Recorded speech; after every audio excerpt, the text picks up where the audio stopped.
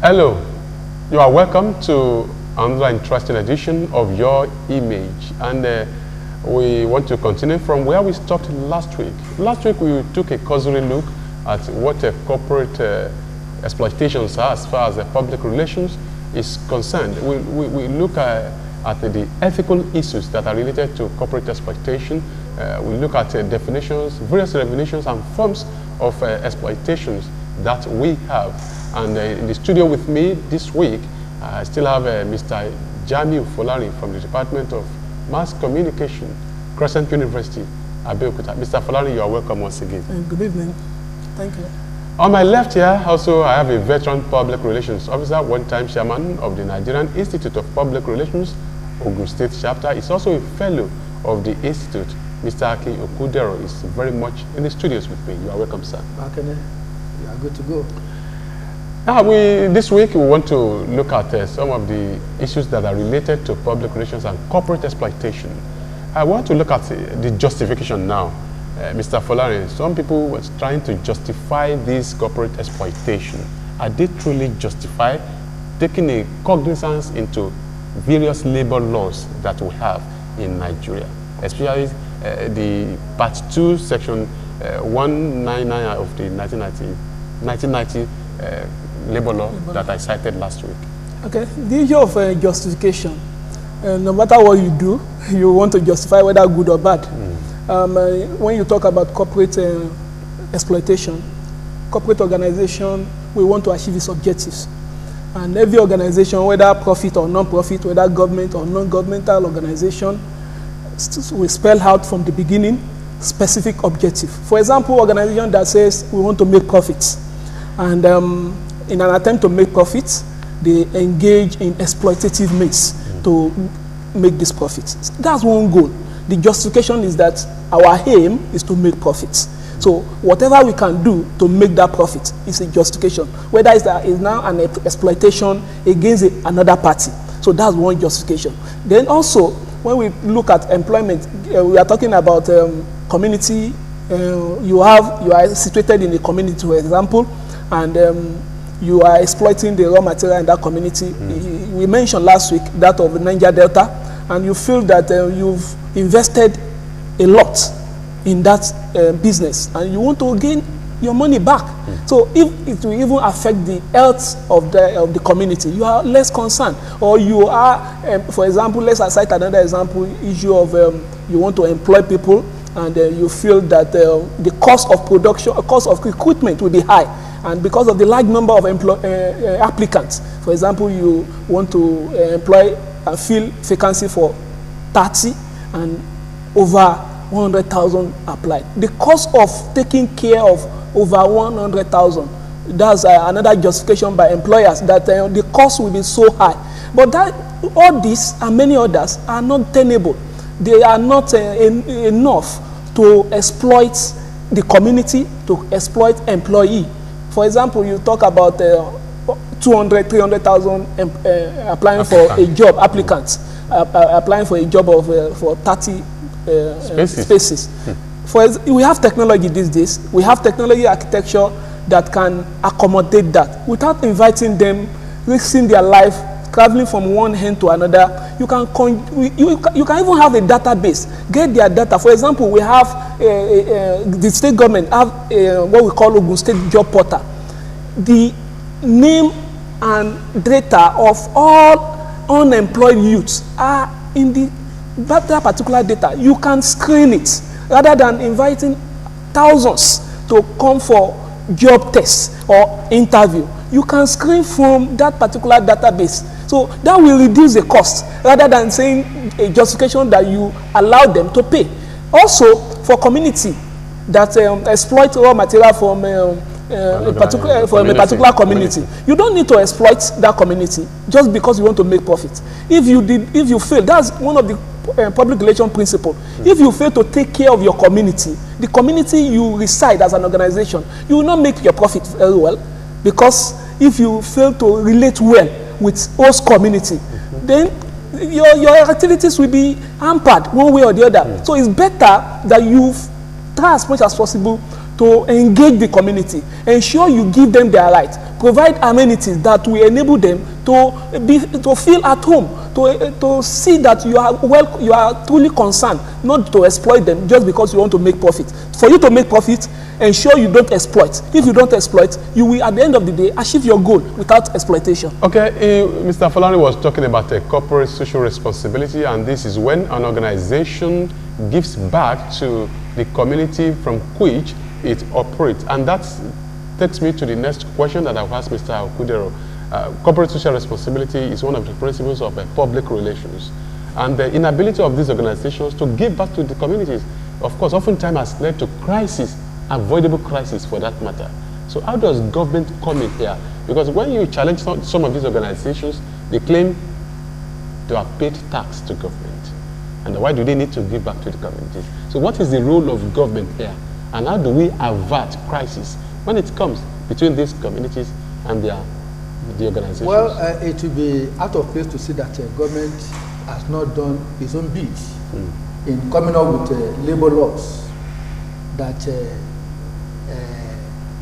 will punish any breach on Employment Act.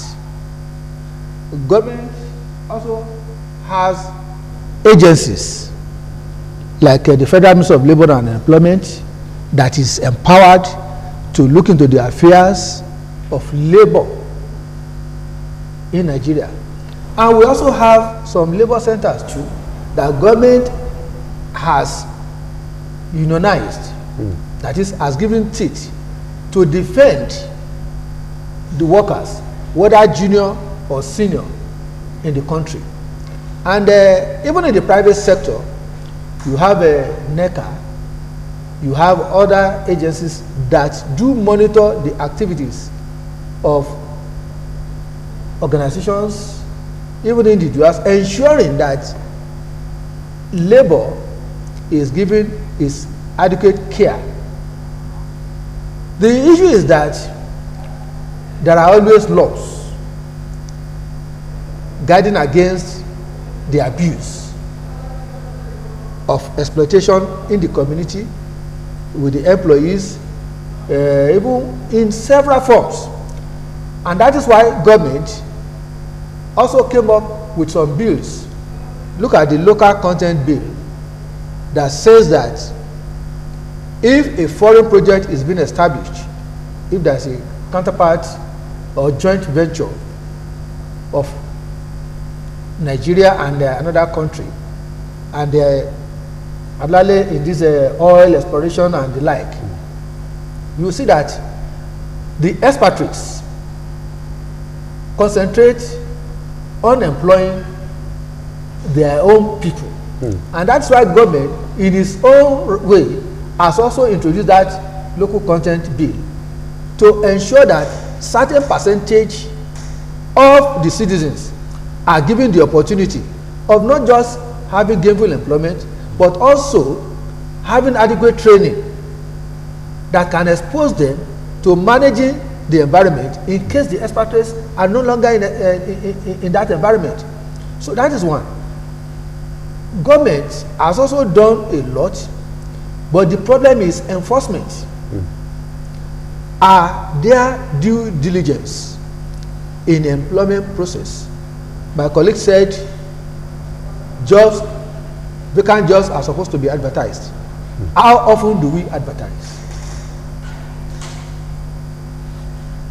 If you look at the mineral resources that we are talking about in very many local communities,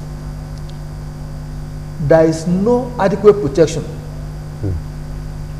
Look at cement production. You will see that there is serious pollution in most of the environments that you have a cement production. And there is anti-pollution law. Yes. Is government effecting that law by punishing? So, and that is why there is need not only for government to enforce, there is also the need for people, organs like civil society organizations, like labor centers themselves, like even the Ministry of Justice. Because when there are issues on on labor malpractices, they are supposed to take up the matter and prosecute any offending organization or individuals that breaches such labor law. So what we need now is a collective effort at ensuring that we continue to ensure adequate welfare of workers, adequate welfare within communities, adequate welfare in all ramifications, so that production can be effectively done and then growth can be ensured in any particular sector of the economy. Okay. And if you look at it, even the monetary policies that we are talking about, it is because government has not been having due diligence. That is why we have all these unorthodox exchange bureaus and whatever, exploiting and milking our economy. So those are the things that we need to guide against, so that we can have an organized country. We now have an organized activities, and everybody will know its limit. The moment you breach such a law, then you are punished. Okay, thank you very much, Mr. Okudora. He has been able to tackle that issue on the angle of government.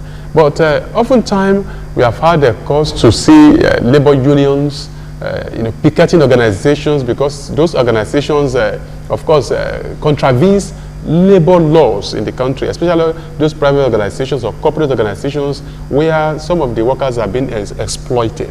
So when they picket, it ends like that at times. So in what areas do you think labor unions should enforce these laws to avoid exploitation of workers? And in other areas too, labor unions this time around, they have a role to play. Yes, the labor union must ensure that they don't only picket, they sustain it and ensure that the objective is met. One, advocacy should continue. Number two, issue of enlightenment and education, because when you look at exploitation, it's or sometimes based on ignorance. So if you are well educated of your rights, you are not only educated, you know the legal paths to tread when your right is being violated, whether as an organization or as an individual. So you will seek redress appropriately. So we don't need to take laws into our hand. There are legal procedure that we must follow. So what we need, the labor union, apart from ensuring that the condition of service is met when it comes to employee and employer relation, they must also ensure that the corporate organizations are socially responsible.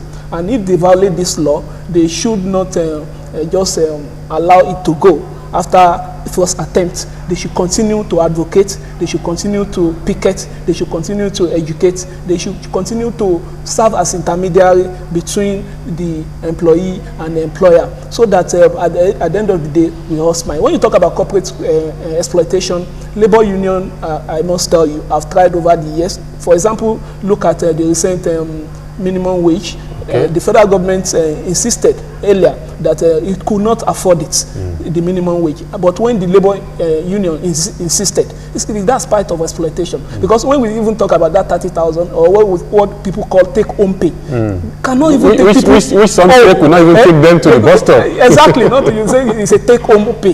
You cannot take, for example, it means that you have 1,000 naira per day if you calculate even weekends, whereas weekends should not even be part of the calculation. So how can you survive, an average worker survive with 1,000 naira a day? Talks of feeding, talk of accommodation, talks of other expenses. So I think we should commend the labor union for its efforts so far. But what we must also say is that they must continue advocating, educating, and ensuring that they pursue to logical conclusion whatever advocacy they are making to ensure that organization, whether private or public, don't exploit their workers. That is good. You can also watch this live on the social media network, on Facebook, on Instagram, on Twitter as well. Your image is the first public relations program on television. And Mr. Folani has mentioned the role of labor unions. Before we go to the public relations approach and communication approach, let's go to the media too. Public relations and the media, they are just like Siamese twins. Some people's voice could not be heard. It can only be, they can only be assisted via the media that we have. In what way do you think the media can also be part of the solutions to the problem we are treating today, sir? Well, the media is always a means of giving a mass effect to the agitations of the people, and workers are inclusive. Even organizations are inclusive. If there are labor laws that are offensive to the mutual existence of any corporate organization, they are supposed to cry out, and the media are the forum or means by which such agitations can be expressed. So, and at the same time, there are mechanisms, several mechanisms for ensuring that these exploitative tendencies abate. And that is why it is always recommended that there should be dialogue between workers and the management. There should be dialogue between workers and government. There should be dialogue between host communities and organizations that are situated in such an environment. And it is only when dialogue could not solve that problem that you can resort to legal means. We are not supposed to take laws into our own hands. Just like you said. And of course, you see that, you know, you cannot control some agitations. When the level of frustration is so high, that is why you have situations where people will take to the road, where we have work stoppages, where we have vandalism and all sorts of negative activities that will impinge on successful production in such an environment. So we advocate that in any corporate environment, they should act according to the laws of the land. They should comply. They should be good corporate citizens, so that there will be mutual gains. The employees will have good welfare packages, and when that is done, automatically the production process will be smooth, and then you can talk about the profit that you have. It is only when you have a peaceful environment that you can have an atmosphere where there can be large turnover of your products, and at the end of the day you now have sales. When you have sales, then you have productivity. You now have profit. So, and then it is when that happens that corporate organization can now begin to think of manpower development activities. And when that is done, you see that the environment will thrive. So I think let me just stop at that so that we can. Okay, now let's look at to ameliorate this problem of a corporate exploitation using public relations as a tool to solve the problem. So now, what are the PR strategies do we employ to put a lasting solution to this menace? You must build the foundation before you talk of the structure. The foundation is basically to have a professional public relation experts handling your organization. It's quite unfortunate these days that we just invite someone that can talk, that can write, that can elaborate too, that can make noise as public relation experts. We need professionals. If we have professionals, the professional will advise the management and the organization accordingly, because advice matters a lot. And when you give rational and good advice, if it's only a professional. You remember, just like I mentioned last week, about the 1979 Mexican statement that has become the foundation of public relation, that is the function of public relation experts to conduct research, to analyze trends, to look at the implication, the positive and negative implications of actions of corporate organizations. That if you exploit your community, you exploit your workers, you exploit your customers, what effect will that have on your general objective and goal? Is the trends, is the public relation expert that will analyze these trends. And it will also do what? Predict the consequences. And that's one of the key words, key statements in the Mexican statement, that it will tell you the consequences of exploitation, that it will at the end of the day backfire to achieving your goals. That if your goal is this, you will not be able to achieve it. If it is profit, you will not be able to achieve it. If it is to change attitude, you will not be able to achieve it. So when you counsel organization leader, you don't counsel alone. You now implement plan program of action. What are these plan program of action for exploitation? For example, after you must have conducted your research, you build confidence. How do you build confidence? By ensuring that if it is community, you ensure you have good community relations. Okay. By giving back to your community. Just like you mentioned about corporate social responsibility, that organization should learn to give back to its community. It's as if you are investing. Whatever you give back to the community, you will, at the end of the day, find out that it will enable you achieve your objective. So also, a part of the program that can be conducted by the public relation and the organization is to have effective feedback mechanism.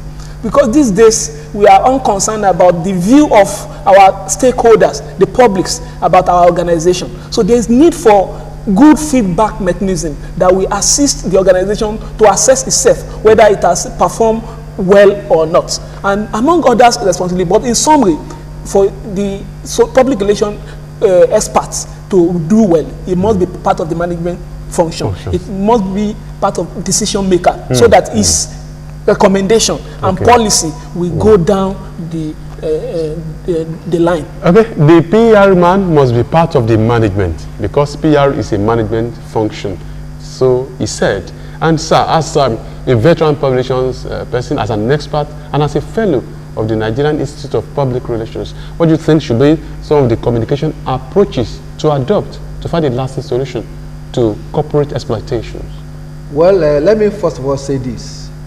I think within the corporate environment itself, there should be appropriate recruitment of employees into the respective areas within the organization. So if the human resource person is not qualified, there is no way that he will have the understanding that certain laws are being breached. So that goes to say that labor laws, employment laws, the laws of the country must be well understood for corporate existence of any organization. That is one. Well, how do we curb exploitation, and how do we communicate to the extent that we can be well educated? For example, federal government created what we call Servicom. The modus operandi of Servicom is to ensure that customers are well served. And if you look at that mission of ensuring that customers are well served, it means that from the production level, you will have taken care of the product and services. They will meet standard. That's why we have Standard Organization of Nigeria to checkmate those people who are producing fake products, substandard products. That is one. So the Servicom people, our Servicom must be established in every organizations. They have done it. The federal government is entrenching that, but I don't know whether that works in the private sector. So if it does not exist in the private sector, there is need to have that. Then besides that, there is need to ensure that every employee's condition of service is strengthened and made available. It should be a handbook for every employee. And if you look at the website, there's nothing bad in every organization having such things put in place. So anybody is doing the research of what, for example, there are organizations we call the organic entity. It means you have a smooth process from your recruitment to end of production, or it means everything is organized. So there is need for everybody to be available with vital information that guides the operations and every other things concerning the organization. Besides, there is also need for the corporate leader to be a good citizen. What does it take to be a good citizen? Compliance with the laws of the land, and even ensuring that you are a leader. If you are supposed to be a leader, it means you will be doing well. Okay, this is how far we can go on this week's edition of Your Image. And my guests, of course, have done justice to the topic, public relations and corporate exploitation. I want to say a very big thank you to Mr. Jamiu Fulani, a lecturer in the Department of Mass Communication, Crescent University, Abeokuta. Thank you so very much for being part of the show. You're welcome. Thank you. And of course, a veteran public relations practitioner, one-time chairman of NIPR in Ogun State, a fellow of the institute, Mr. Aki Okudere. Thank you so very much, sir. Thank you very much. I must quickly say that this is a collective effort for all of us, whether as individuals, group,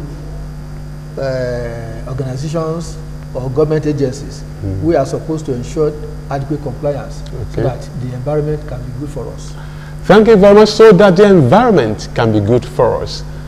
Until we meet next week, God willing, for another interesting, fascinating, and scintillating edition of Your Image. Be your brother's keeper.